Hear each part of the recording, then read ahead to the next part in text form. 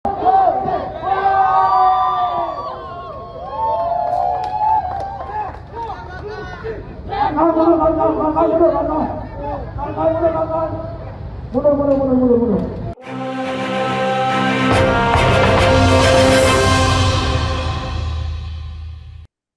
Sobat DDR, ketemu lagi di FN Channel Selasa 21 Juli 2006. Selesai sudah pertandingan Piala Dunia, kita fokus kemana? Ke korupsi yang gila-gilaan. Assalamualaikum Cak Doro, salam FNF. Waalaikumsalam warahmatullahi wabarakatuh. Selamat pagi Cak Jarod dan juga pemirsa di seluruh Indonesia. Apa kabar Cak Jarod pagi hari ini? Alhamdulillah Cak, masih ingat tentang pepatah dari mata turun ke hati, itu cinta. Tapi kalau sudah benci, seperti yang terjadi di Kejaksaan Agung, dari cinta menjadi benci, bagaimana demo terhadap Kejaksaan demikian meluas, fokusnya ke kasus Febri Ardiansyah, Cak Dodo. Ya, kemarin terjadi bakar-bakaran di depan Kejaksaan Agung, di depan gedung Kejaksaan Agung, di mana mahasiswa BEM, Badan Eksekutif Mahasiswa Universitas Muhammadiyah, berunjuk rasa dan mendesak supaya pemerintah menuntaskan kasus Febri Ardiansyah ini supaya tidak berlarut-larut. Karena semakin hari semakin terbaca dengan jelas bagaimana rekayasa ini akan menyelamatkan satu, dua, atau sekelompok orang dalam kasus penemuan barang bukti di Sentul, Jawa Barat. Jadi kita dukung gerakan mahasiswa, kalau perlu jangan hanya BEM Muhammadiyah, tetapi BEM seluruh Indonesia untuk mendesak pemerintah supaya tegas mengusut kasus korupsi yang dikutbahkan dalam setiap pidato.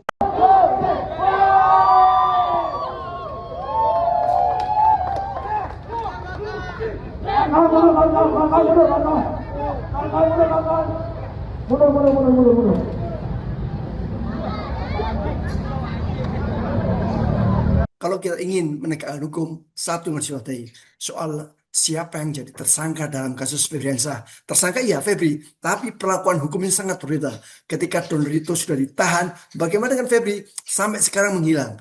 Begitu juga Cak, barang bukti sudah melebar kemana-mana, sehingga ada yang menyebutkan Don Rito mengakui bahwa itu barang bukti dan menyebut ini Yayasan Amal ke Islam. Ini luar biasa ngawur Cak. Sampai-sampai, nah ini satu lagi yang harus diwaspadai.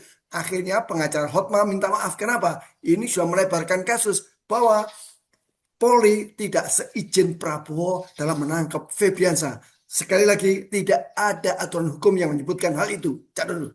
Sekali lagi semakin terang benderang rekayasa ini sedang diarahkan untuk menyelamatkan sesuatu. Kalau kita mengutip dari pembicaraan bocor alus majalah Tempo, itu kenapa Febri Ardiansyah tidak dikandangin, tidak ditangkap, tidak ditahan, itu karena sedang menyiapkan sesuatu, skenario baru, supaya ada penyelamatan pihak-pihak tertentu. Kalau menurut bocor alus dikatakan bahwa Syafri Samsudin bertemu dengan Febri Ardiansyah untuk mengatur siapa yang jadi tersangka, barang buktinya bagaimana, terus seakan-akan barang bukti itu bukan milik Febri, tetapi milik dua orang pengusaha yang diajukan supaya menjadi pengganti dari Febri. Jadi ini semakin menunjukkan bahwa tidak akan ada penegakan hukum di Indonesia selama pelakunya orang-orang itu saja. Termasuk juga bagaimana undang-undang perampasan aset itu tidak segera disahkan karena pelakunya ya mereka, karena itu disahkan mereka yang akan menjadi korban dan menjadi sasaran. Nah, yang berikutnya ketika Hotman Paris meminta maaf, itu artinya apa yang dihadapi, apa yang ditemukan, dan apa yang dialami oleh Hotman Paris itu juga bagian dari sedang melakukan rekayasa. Penasihat hukum kan pekerjaannya seperti itu, bagaimana meminimalisir keterlibatan dengan cara-cara yang menurut orang awam, cara-cara yang tidak etis dan cara-cara melukai kejujuran. Tetapi mereka tetap berpatokan pada hukum yang tertulis, hukum yang tersurat. Jadi memang antar hukum itu perlu ada etika, perlu ada adab, ada kejujuran. Hanya saja yang terjadi di Indonesia ini, hukum itu mengabaikan itu, sehingga yang penting secara hukum terbukti tidak melakukan korupsi, tidak ada aliran dana, tidak ada barang bukti, dan lain sebagainya. Dan itu bertentangan dengan kehendak masyarakat, bagaimana kejujuran itu harus dibongkar sejujur-jujurnya.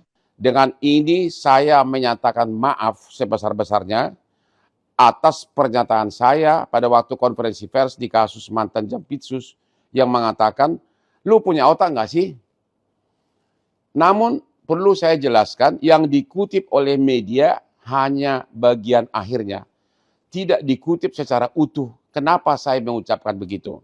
Di awal kasus ini meledak, kita sudah membahas bahwa take over dari Polri menjadi Jaksa Agung itu sudah kita kupas dan memang meragukan apapun alasannya tidak dibenarkan seharusnya ke KPK. Begitu juga barang bukti sekarang pembuktian terbalik. Siapa yang bisa mengumpulkan uang demikian besar dalam waktu sekejap dan mengapa ditempatkan di rumah di rumah Febri?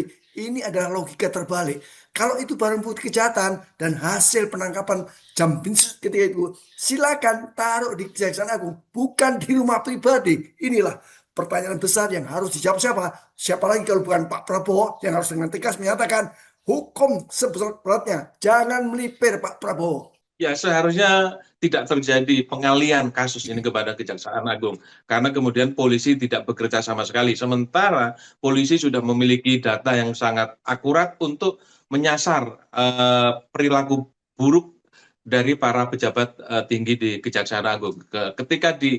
Ketika Kejaksaan Agung memaksa meminta kasus itu ditangani, artinya itu kan upaya untuk menyelamatkan diri Korps dan juga orang-orang yang ada di lingkaran Kejaksaan Agung. Jadi sekali lagi betul Pak Prabowo memang harus tegas. Kalau dia tidak tegas, saya jadi ingat pejabat dulu yang mengatakan, kalau seseorang itu tidak tegas hanya ada dua.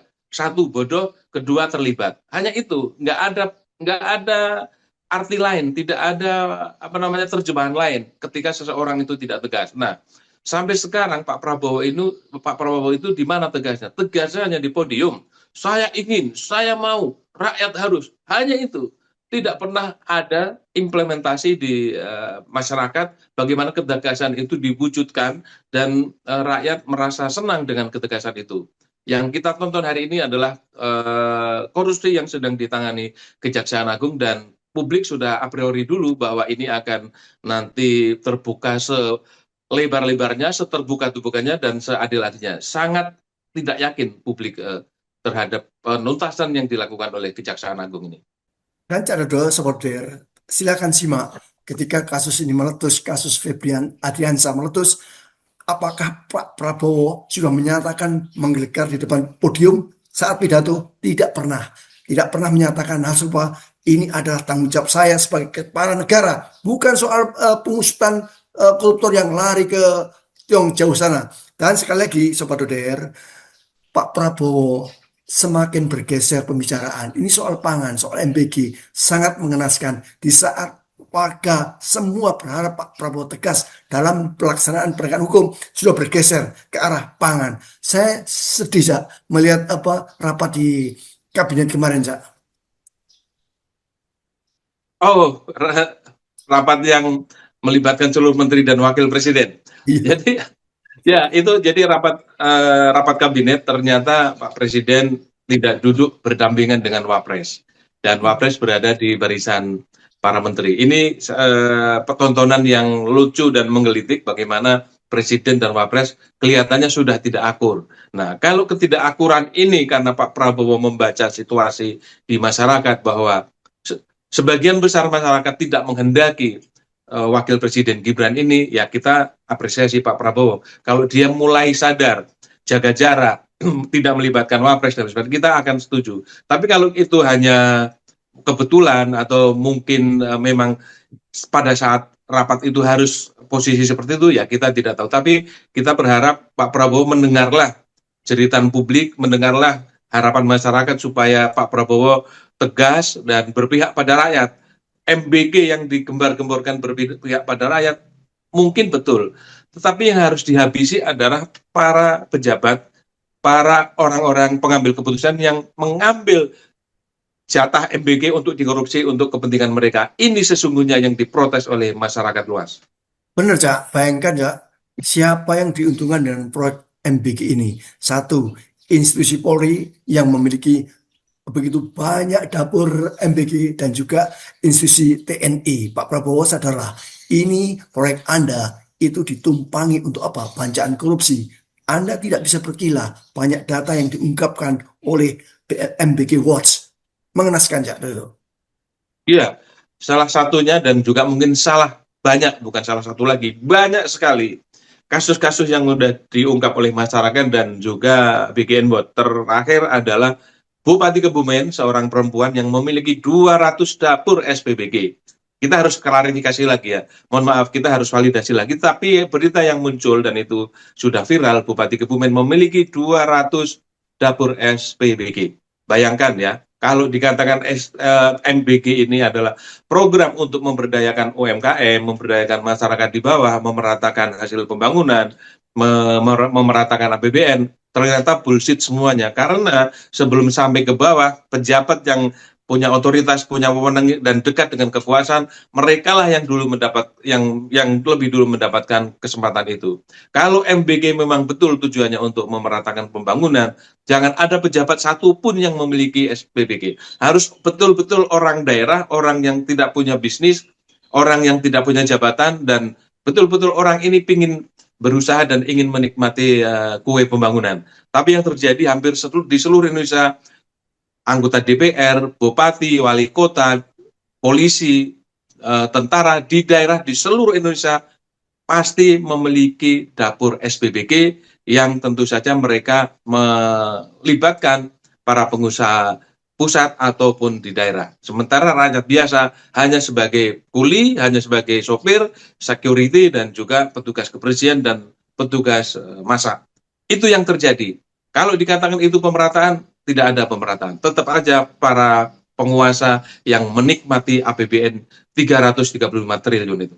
Jadi Sobat LDR, dari dua proyek ini, MBG dan bukan proyek ya, dari dua kasus ini, MBG dan kasus Febri Ardiansyah, kelihatan bagaimana Pak Prabowo tidak bisa bergerak atau paling tidak dari permukaan tidak tegas terhadap kasus korupsi. Saya khawatir, Cak, ini orang-orang sekitarnya demikian pintar menjilat. Coba bayangkan, ini ada salah satu menterinya yang demikian memuja-muji bahwa Pak Prabowo adalah salah satunya presiden yang mampu menerjemahkan cita-cita luhur negeri ini diciptakan. Coba siapa, Cak? Kira-kira itu, Cak?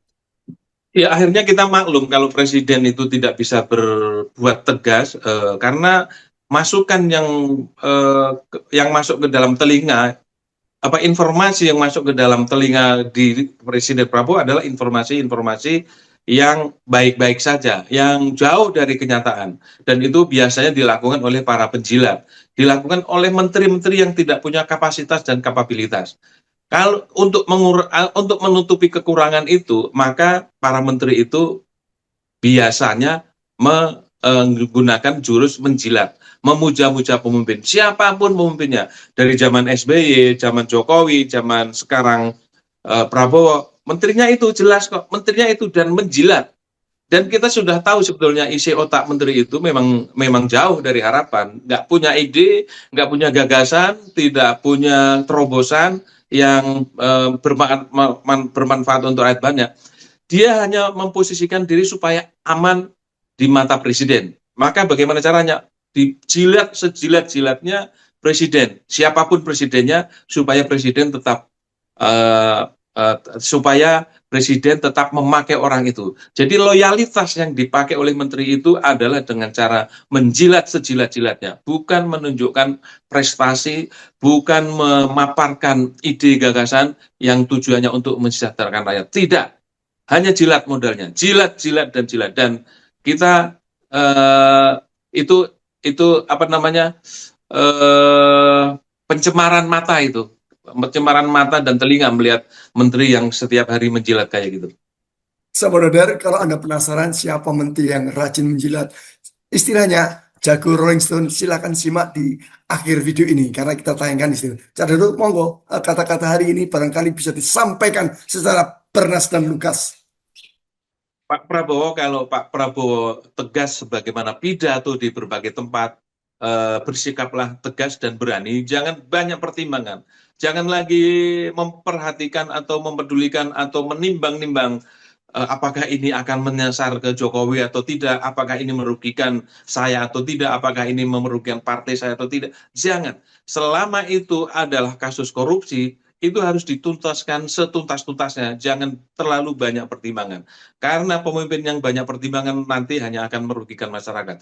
Kita jadi ingat dulu zaman SBY ketika di awal-awal program juga banyak pertimbangan, maka kemudian majalah Tempo membuat laporan utama dengan judul SBY, artinya selalu bimbang Y gitu. Nah, Pak Prabowo itu jangan mengulangi cara-cara Pak SBY yang selalu bimbang, terlalu banyak pertimbangan, ambil keputusan sat-set. Mungkin kalau contoh baiknya mungkin bisa dicontoh cara Jokowi, tidak terlalu banyak pidato, tapi dia melakukan keputusan-keputusan yang fundamental, keputusan-keputusan secara tegas, sehingga tidak lagi terjadi protes, masukan, kekecewaan dari publik. Tahu-tahu sudah jadi, meskipun kemudian itu juga mengecewakan, tapi setidaknya sikap tegas dan cepat itu bisa memuaskan masyarakat dengan bisa memuaskan masyarakat dengan segera. Teman Der, terima kasih telah menyimak dari kami. Terus kamu salam FNF. Waalaikumsalam warahmatullahi wabarakatuh. Salam freedom and fairness. Terus terang kita ini beruntung. Boleh beda sama saya. Masih ada Pak Prabowo Subianto. Satu-satunya selama 20 tahun saya lihat yang paham betul bagaimana para pendiri negeri ini menggambarkan, mencita-citakan, menginginkan Indonesia bentuknya seperti apa. Beliau paham betul. Dan berani. Kakek beliau, saudara tahu, pejuang. Ayah beliau, saudara tahu, pejuang. Dan beliau dulu dididik langsung Pak Harto, angkatan 45. Jadi memahami secara detail keinginan para negeri ini maunya seperti apa.